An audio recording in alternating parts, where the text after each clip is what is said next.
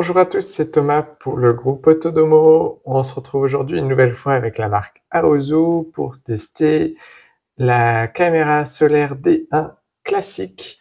Donc cette fois, pas de base séparée, tout va se mettre sur la carte SD et elle peut être indépendante et connectée en Wi-Fi.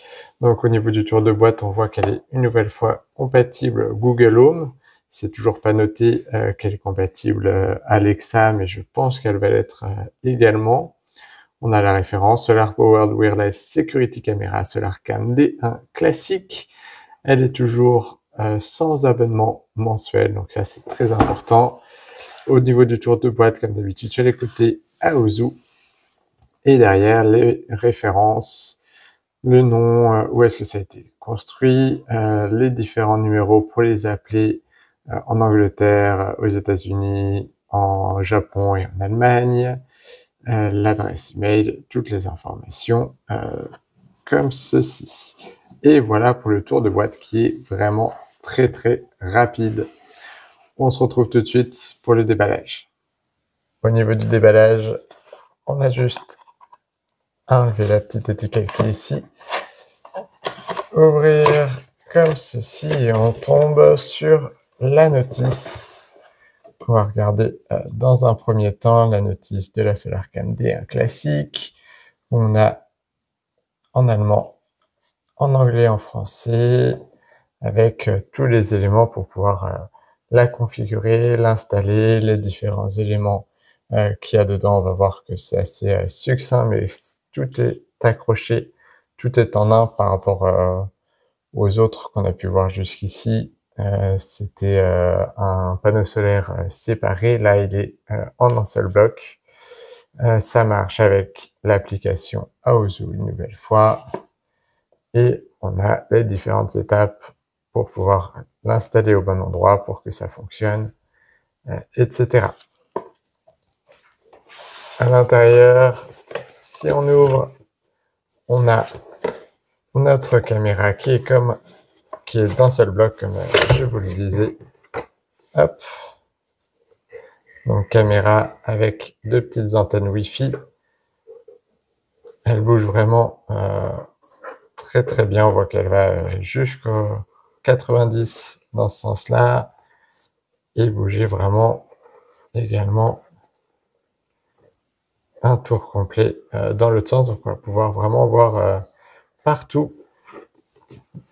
Dans la boîte, on a également le support mural qui va venir se clipser comme ceci.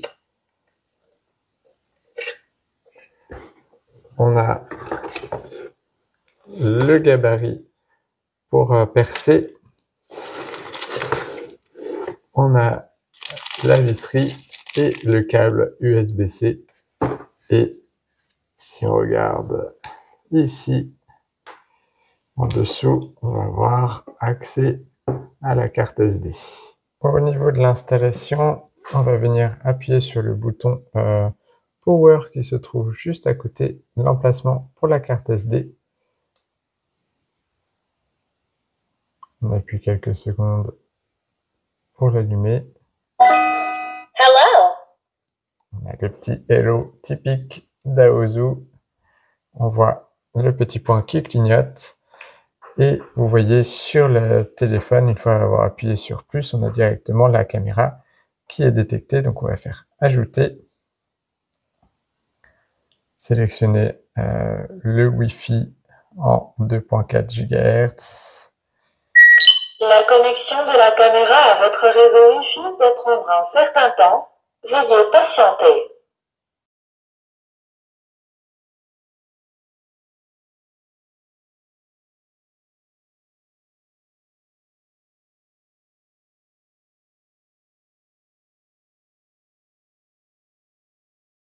Voilà. On a la caméra qui fonctionne bien. On va pouvoir générer un diaporama. Donc ça va le faire tout seul.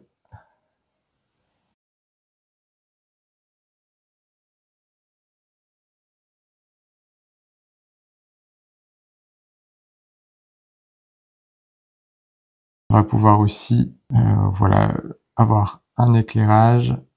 Je ne sais pas si on va le voir s'afficher voilà, sur la caméra. Hop. Qui va permettre de bien éclairer la nuit, changer de voix pour pouvoir discuter avec les personnes qui sont devant, déclencher une alarme. On a aussi le calibrage qui peut être fait, le suivi de personnes. Si on a une personne qui passe devant, de pouvoir la suivre facilement. Les alertes classiques. Et on peut déplacer vers le haut ou déplacer vers le bas. Et c'est vraiment, on voit à la verticale vers le bas. On va pouvoir bien sûr regarder les replays, même si là, je n'ai pas encore mis de carte mémoire, mais on pourra voir tous les événements qui sont passés, passer en mode SD ou en mode HD, filmer, faire une capture d'écran ou couper le son. Au niveau des réglages, on a les mêmes réglages que sur les autres caméras Aozu, la détection de mouvement activée, les alarmes automatiques oui ou non, les différentes notifications. Vous voyez là, j'en reçois une, comme quoi ça a détecté une personne. L'enregistrement dans le cloud si vous voulez avoir un abonnement cloud. Les différents paramètres de la vidéo, donc si c'est en mode fluide ou en mode très haute qualité. Les passages automatiques selon la lumière ambiante, si ça passe en mode nuit ou non, si ça ajoute la lumière comme je vous ai montré tout à l'heure, ou si on veut désactiver complètement l'infrarouge, le haut-parleur de l'interphone, et si on veut enregistrer le son ou non quand il y a des événements. La gestion de la batterie, ça nous permet de voir si le panneau solaire fonctionne bien et si on a besoin de passer en mode éco, si on est à un endroit où c'est pas très éclairé et si on veut afficher le pourcentage de batterie sur la caméra. Le voyant LED qu'on va voir ici, qu'on peut désactiver, qui normalement va supprimer voilà, ce petit voyant LED qui montre qu'elle est allumée ou qu'elle est éteinte. Ça nous permet de le désactiver ou de l'activer. Les liaisons avec Google, avec Google Home et Amazon Alexa, on voit que c'est bien fait, donc ça doit bien fonctionner avec Amazon Alexa. Les différents détails du périphérique, les mises à jour du firmware, on voit que la dernière est bien installée. Un petit guide d'installation rapide, la reconnexion Wi-Fi, et enfin les événements enregistrés automatiquement si on veut que ça s'enregistre ou non. Et nous voilà à la conclusion pour cette caméra connectée Aozu. Donc c'est une caméra qui est vraiment de bonne qualité, que ce soit la vidéo, le son, la vision nocturne ou même la caméra en elle-même, qui est assez solide. On voit que dans les déplacements de la caméra, il n'y a aucun jeu, donc c'est assez plaisant.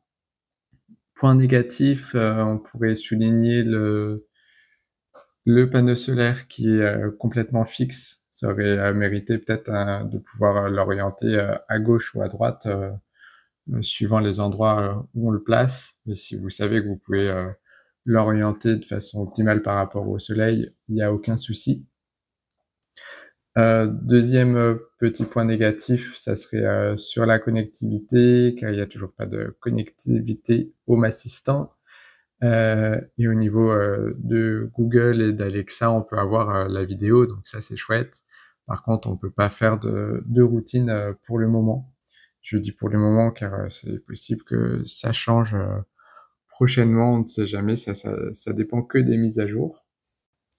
Niveau prix, on est à peu près à 70 € hors promotion. Il y a quand même assez régulièrement des promotions.